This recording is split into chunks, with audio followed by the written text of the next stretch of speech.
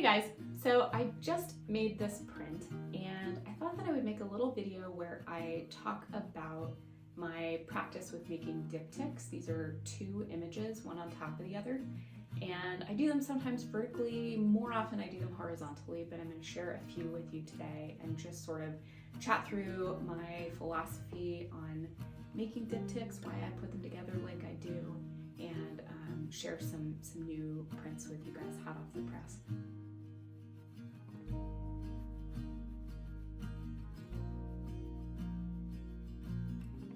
This photograph, or these two photographs, were both made in this little village in rural Japan. I made them last year when I was there teaching a 10-day photo retreat.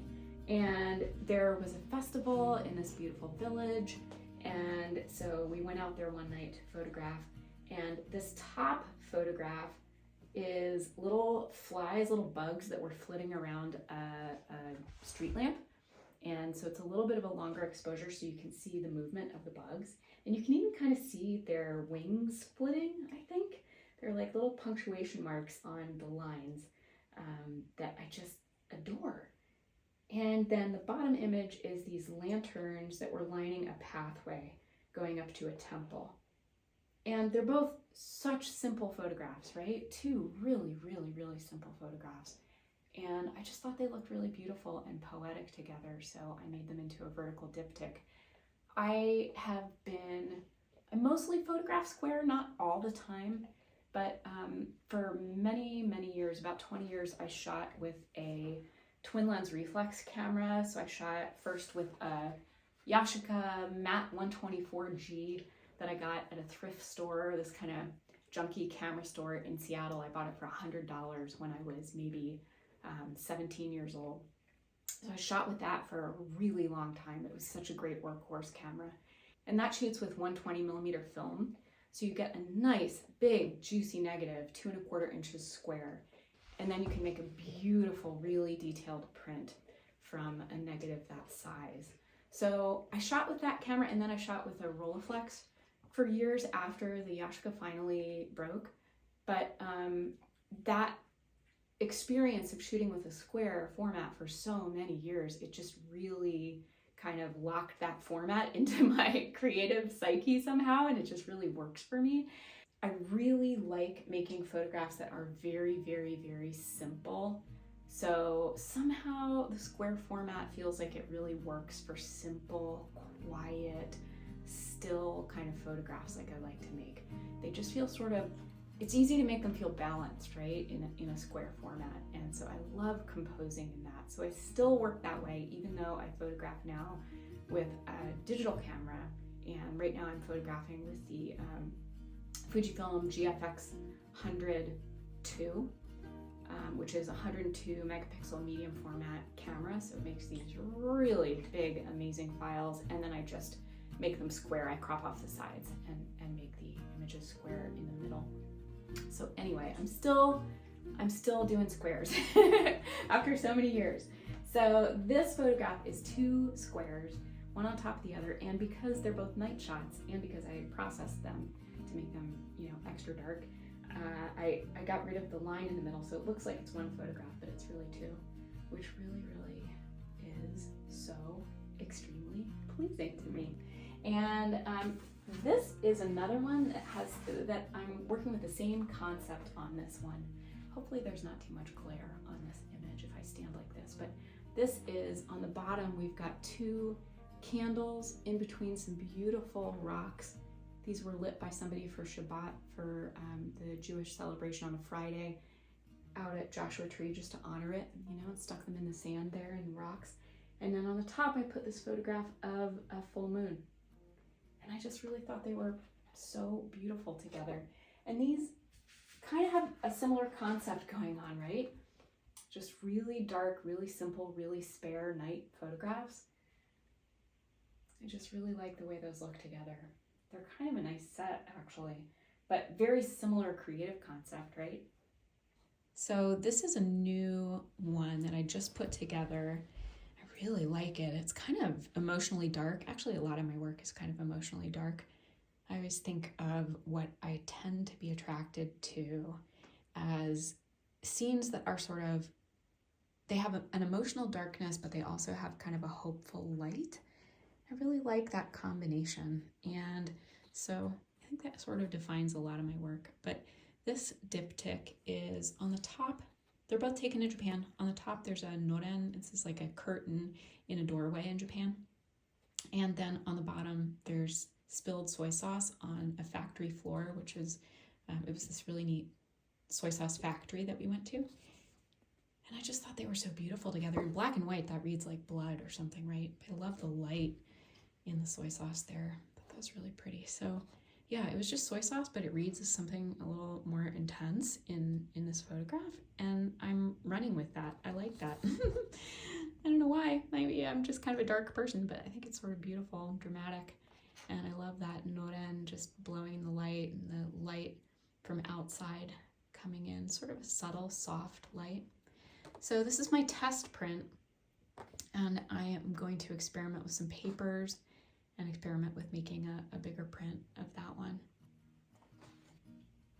So when I'm making diptychs, I don't like to put together images that are the same. I like to put together images that are complementary in a way, but different, and it's almost like I'm creating a little tiny conversation between the images, or I'm creating a little tiny world, or it's like a teeny tiny little poem. Sometimes I like there to be a shape that kind of repeats or balances between the images so they just feel at home together because they're so balanced and beautiful.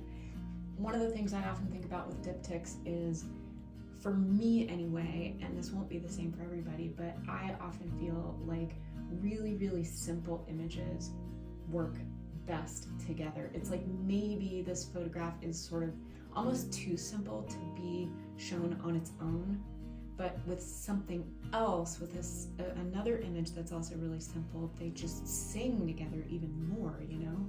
Or maybe you have one image that's a little more complex and another image that's really simple, just to kind of ground it out a little bit.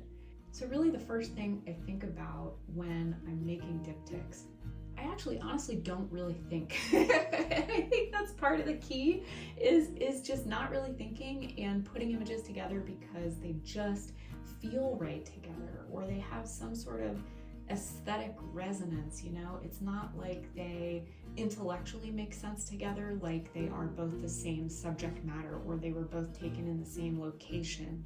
The Japan image that I just showed, those were both taken in the same location, but a lot of times my diptychs aren't, and I just put them together more intuitively and more sort of emotionally, and then afterwards I ask myself what they might mean, or what story they might tell, or what they might symbolize in some way. But my very first entry point into it is always, do these just sing aesthetically, you know? And I sort of like divorce myself from any attention to the intellectual pieces or the facts of the matter. I'm just looking at shapes, I'm looking at form, I'm thinking about the emotion of the piece, I'm thinking about the poetry of the piece. So sometimes it doesn't make sense, like why on earth did you put a photograph of the moon next to a photograph of this rock wall in Tibet with an oxen in it? Why did you do that? What's that all about? And they're not the same and they don't match, but together they just feel sacred to me in some way. And that is what matters most to me. It's like when I put two images together and they sing, you know it in your heart, right? You put them together and it's like, ah, they're just gorgeous, and they sort of hit you. It's like it just strikes you in a certain way, and then you know it's right. When I put images together and feel like, that's clashing a little, ooh, both images are sort of too complex, no, they're competing with each other, right? That just feels wrong. And sometimes it's tempting to put images like that together because it's like, oh, these were both taken in the same location, or they're both the same subject matter, so they should work well together, but they're, you know in your heart that they're just too complex, or they're too crazy together, or they sort of clash together. And so I think it's really, really helpful to kind of leave behind any attention to the facts of the matter, the intellectual content, the reasoning, and just put images together purely based on intuition, emotion, and just how the aesthetics jive, you know, from image to image. And when you feel a sense of peace when you look at the image, I think you know you're really onto something. Peace, or maybe like excitement, a little sparkle in your chest and in your gut. It's like, that just glows, it just sings together. Then you know you're really onto something. And those are the diptychs I really, really love. All right, so it's hot off the press. I see some things that I would definitely change, and you know, you just notice more when you see a print big for the first time. So I would definitely change this little tiny bit right at the top. Is just on a print, it bleeds out into the paper a little bit too much. It just is, there's not enough of a line there. So I just want to burn that in a tiny little bit on my file in Photoshop. I'm still kind of old school and I use Photoshop for everything, but yeah, I'm just going to burn that in just a hair, so that you can see the top edge of that frame even more, you know. If this were matted, you know, if somebody purchases it and puts it in a mat, or even just a frame right around the print, that won't matter, but it's just a little grace note for me, you know, like I just want that to be perfect so that it looks contained and you can see the edge of the frame. So I'm just gonna burn there a tiny little bit.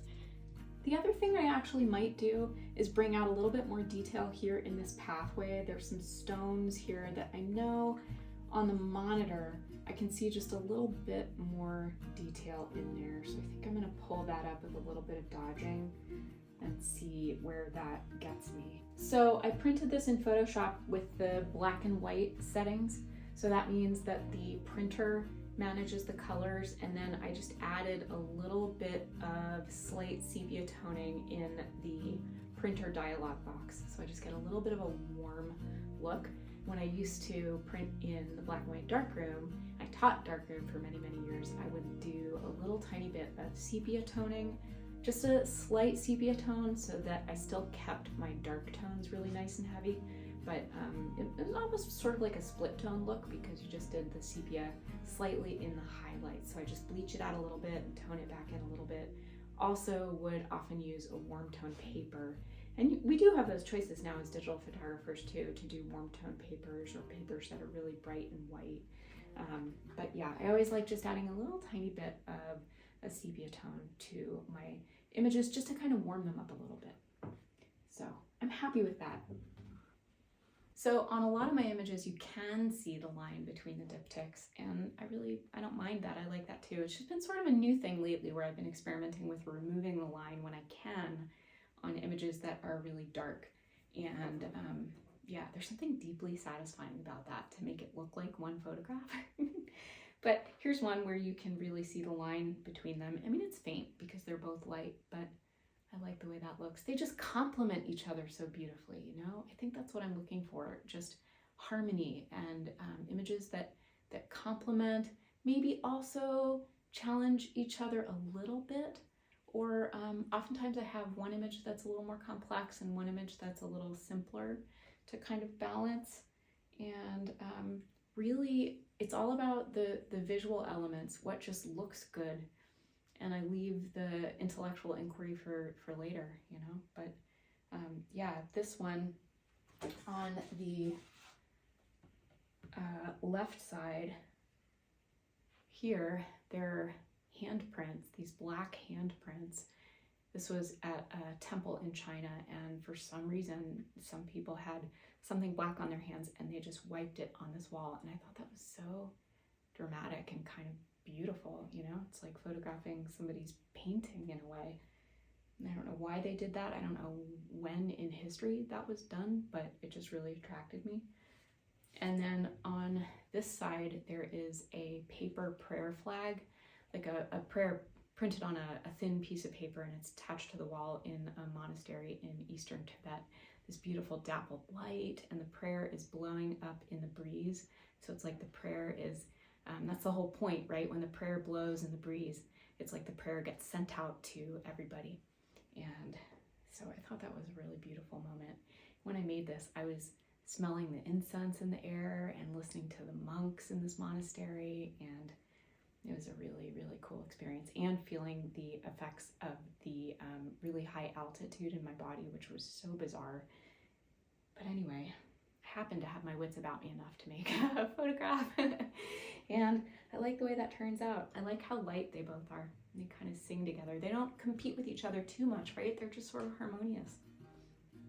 So that works for me. All right, you guys, I am losing my daylight, and also the dogs are getting anxious and wanting to eat. Thanks for joining me in my studio today. I hope it was fun to just make a couple prints together and talk about diptychs. I would love to hear if you guys have made diptychs of your own work, or what you think about when you do that. It is, I think if you haven't tried it yet, I really recommend it. It's a really neat way to think about your images in your archives in an entirely new way. So you might realize that there are photographs that you took a year ago or 5 years ago or 10 years ago that maybe just felt like they were too simple to do anything with, or they just didn't sing well enough on their own, you know? Not to say that they don't all have to be strong images. They do each individually have to be strong images, but there might have been things that you just overlooked that you now realize you can combine with something else and make something that is even stronger and more beautiful and maybe even more meaningful in a way. So yeah, it's kind of fun to look back at your archives with diptychs in mind. It's just a new framework and a new perspective. So anyway, yeah, thanks for joining me as we made this print. And I'm gonna fine tune it and probably share it on my Instagram when it is finished and perfect and beautiful and I'm perfectly happy with it. So anyway, yeah, bye guys.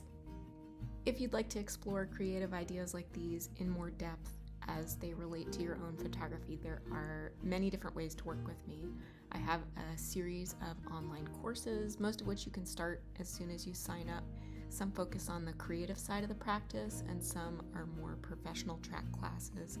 And I also do one-on-one mentoring with students around the world. That's where we meet on Zoom or phone and do a deep dive on your archives, on any challenges you're working through, your current projects and goals, and I'll help you gain clarity and momentum with those things. Mentoring will feel really helpful if you're stalled or unsure about your next steps. With all of my offerings, I bring 20 plus years as a curator, photographer, gallerist, professional portfolio reviewer, educator, and juror to the table. I give you all my best guidance and support. The links are below for all my current online classes and to schedule a mentoring session with me. And if you enjoyed this video, please share. It does help support the work I do. Okay, happy photographing out there. Be well.